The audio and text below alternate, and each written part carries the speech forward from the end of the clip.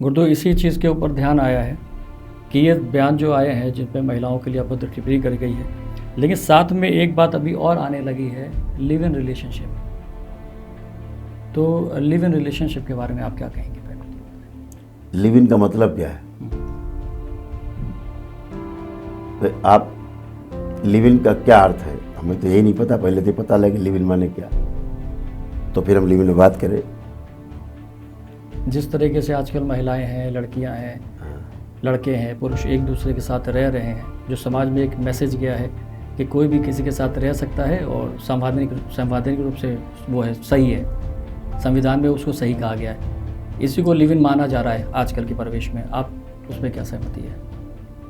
हम उस live in के बिल्कुल विरोधी नहीं हैं जिसको न्यायालय ने सही ठहराया है, जिसको हमारे शास्त्रों ने सही ठहराया है, जिसको हमारे धर्म गुरुओं ने सही ठहराया है। हम उस लिविंग के साथ हैं। लिविंग जैसा गंदा शब्द हम इस्तेमाल नहीं करते, हम लिविंग कहते हैं। लिविंग जीवनचर्या, जीवन शैली, जीना। हम लिविंग की बात कर रहे हैं, लिव इन की बात नहीं कर रहे हैं। जिस लिव इन की बात कर रहे हैं उसका मैं एकदम विरोधी हूं,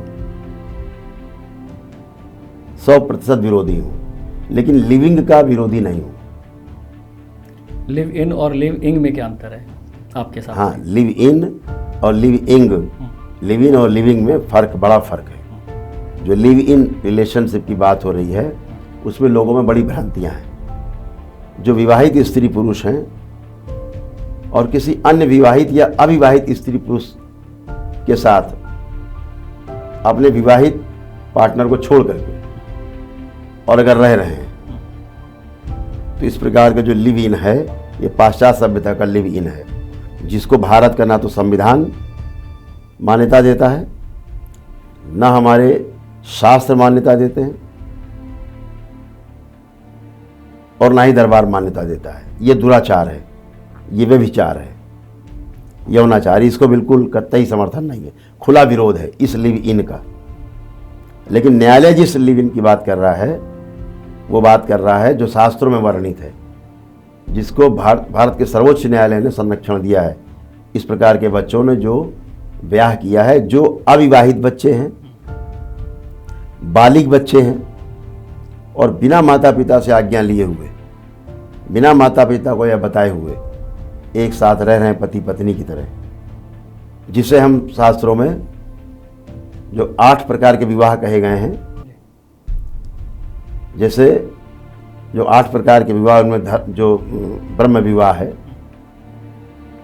दैव विवाह है, आर्ष विवाह है, गंधर्व विवाह है, प्रजापति विवाह है, राक्षस विवाह है, पैशाचिक विवाह है, असुर विवाह है। ये 8 विवाह हैं। इनमें जो गंधर्व विवाह है उसे लिव इन की बात हम कर रहे हैं, उस लिविंग की हम बात कर रहे हैं। जो 8 प्रकार के शास्त्रों में विवाह जो माने गए हैं, सर्वोच्च 3 माने गए हैं ऊपर के, ब्रह्म विवाह, दैव विवाह और प्रजापति विवाह, इनको समाज में मान्यता दी गई। ऊपर माने गए, उच्च श्रेणी के माने गए। निम्न कोटि के विवाह बाकी नीचे माने गए। तो गंधर्व विवाह जो बीच का है,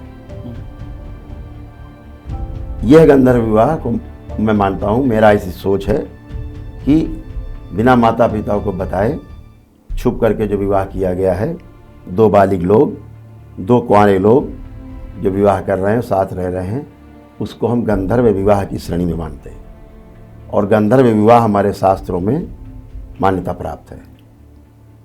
गंधर्व विवाह जिसकी हम बात कर रहे हैं उसको भारत के सर्वोच्च न्यायालय ने संरक्षण प्रदान किया है, कुछ चीज़ों को संरक्षण दिया है जो विवाहित स्त्री पुरुषों को प्राप्त है अधिकार।